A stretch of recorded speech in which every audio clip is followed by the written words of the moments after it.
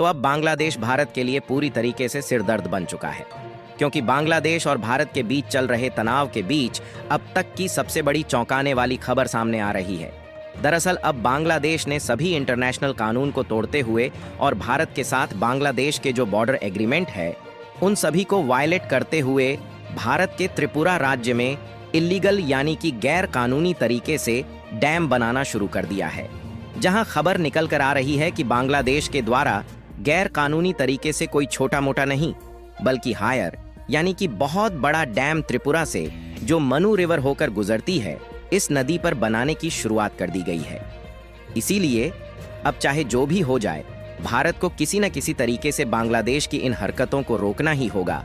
क्योंकि अब बांग्लादेश सिर पर चढ़ने की कोशिश कर रहा है। क्योंकि कुछ दिन पहले बॉर्डर पर जो भारत की तरफ से कांटेदार तारों से फेंसिंग की जा रही थी उसको उनके द्वारा रोकने की कोशिश की गई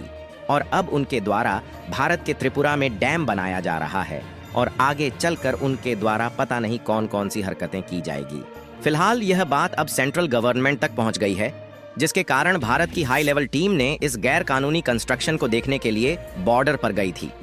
आखिरकार पूरी डेवलपमेंट क्या है और भारत अपनी कार्यवाही किस तरीके से कर रहा है, ये सारी जानकारियां इस वीडियो में समझते हैं। सबसे पहले तो आप सभी लोग इस मैप को ध्यान से देखिए, जिसमें आप साफ साफ देख पाएंगे कि इंडिया के तीनों तरफ से सराउंडेड एरिया में यहाँ पर ग्रीन कलर वाला एरिया बांग्लादेश का है और उसी के जस्ट पूर्वी साइड में भारत का नॉर्थ ईस्ट स्टेट त्रिपुरा मौजूद है, जो कि लाइट ब्राउन कलर से हाईलाइटेड है। आपको बता दें कि कई नदियां ऐसी हैं जो कि भारत से होते हुए बांग्लादेश में जाती है, उसके बाद समुद्र में मिल जाती हैं, लेकिन कई नदियां ऐसी भी हैं जो कि भारत से होते हुए बांग्लादेश में जाती हैं और फिर भारत में आती हैं, उसके बाद समुद्र में बंगाल की खाड़ी में मिल जाती है।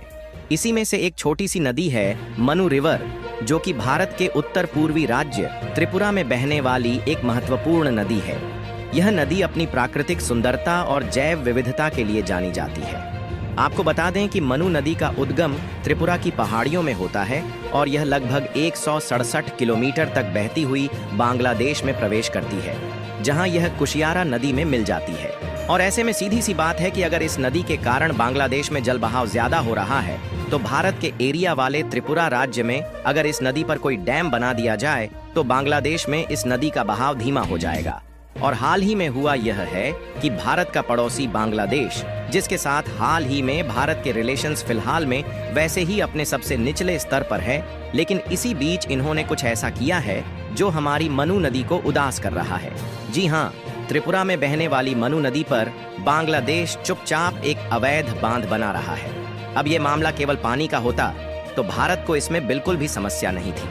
बल्कि यह मामला हमारी सीमाओं और प्राकृतिक संसाधनों का है। ये नदी त्रिपुरा और बांग्लादेश दोनों के लिए अहम है,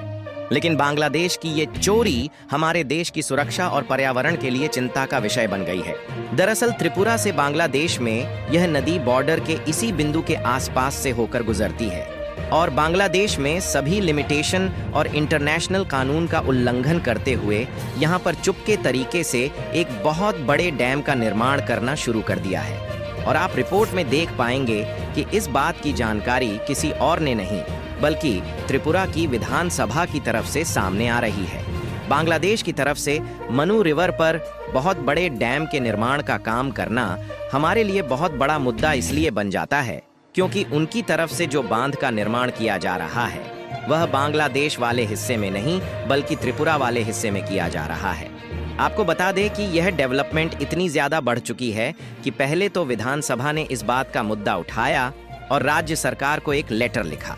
उसके बाद त्रिपुरा के जो सीएम यानी कि मुख्यमंत्री हैं श्री माणिक शाह, उन्होंने समय को न गंवाते हुए इस मुद्दे को सेंट्रल गवर्नमेंट के पास भेज दिया है, क्योंकि यह इंटरनेशनल रिलेशन का मुद्दा है। इसलिए इन्होंने कहा कि हम इस पूरी समस्या को सेंट्रल गवर्नमेंट के पास भेज रहे हैं और इन्होंने सेंट्रल गवर्नमेंट के पास इस समस्या को इसलिए भेजा क्योंकि बांग्लादेश के द्वारा डैम का निर्माण गलत तरीके से हो रहा है, इसीलिए किसी न किसी तरीके से इस काम को रोकना ही पड़ेगा। और आपको यह मालूम होगा कि भारत अब बांग्लादेश पर पूरी तरीके से कढ़ाई कर रहा है और जहां पर जितनी भी दूरी पर बांग्लादेश इंडिया बॉर्डर पर भारत के द्वारा फेंसिंग नहीं की गई यानी कि कांटेदार तार नहीं लगाए गए हैं, वहां पर कांटेदार तार लगाने का काम काफी ज्यादा तेज कर दिया गया है। और बांग्लादेश के जो बॉर्डर गार्ड हैं वह बार बार बीएसएफ को रोकने की कोशिश कर रहे हैं ताकि खुले हुए बॉर्डर में भारत के द्वारा फेंसिंग न की जाए ताकि इसका वह गलत तरीके से इस्तेमाल कर सके। लेकिन खबरों में बताया जा रहा है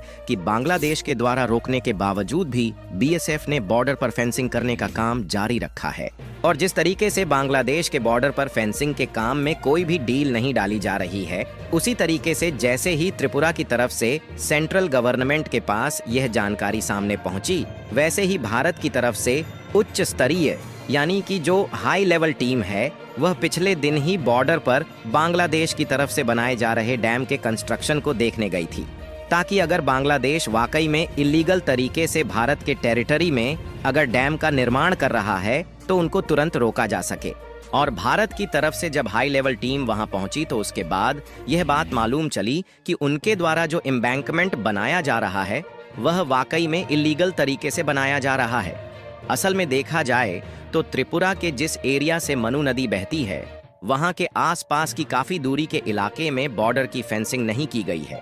इसीलिए बांग्लादेश भारत वाले हिस्से में घुसकर डैम का निर्माण कर पा रहा है। और जहां पर बांग्लादेश एम्बैंकमेंट का कंस्ट्रक्शन कर रहा है उसी से थोड़ी दूर पर रंगावती एरिया में एक एम्बैंकमेंट है जिसे भारत ने आज से 40 साल पहले बनाया था, लेकिन यह डैम अब कमजोर हो चुका है। कहा जा रहा है कि अगर भारत के एम्बैंकमेंट को मजबूत नहीं किया गया और बांग्लादेश डैम का निर्माण किसी न किसी तरीके से कर लेता है तो भारत की एरिया में आसपास के इलाके वाले जो क्षेत्र है उन्हें बाढ़ का सामना करना पड़ेगा, क्योंकि मानसून के समय में इस नदी में बारिश का पानी आने से इसका जो लेवल है वह काफी ज्यादा बढ़ जाता है। लेकिन एम्बैंकमेंट हमारे कंट्रोल में था, तब हम लोग बारिश के समय इसे अपने तरीके से खोल देते थे, इससे भारत के इलाके नहीं डूबते थे। हालांकि ऐसा नहीं है, बांग्लादेश की तरफ से इस तरीके की हरकतें की जा रही हैं, बल्कि इसके पहले चटगांव बंदरगाह का जो एक्सेस त्रिपुरा को मिला हुआ था इसको भी उनकी तरफ से रोकने की कोशिश की गई। इसीलिए सवाल उठता है कि ऐसे केसेस में भारत को क्या करना चाहिए।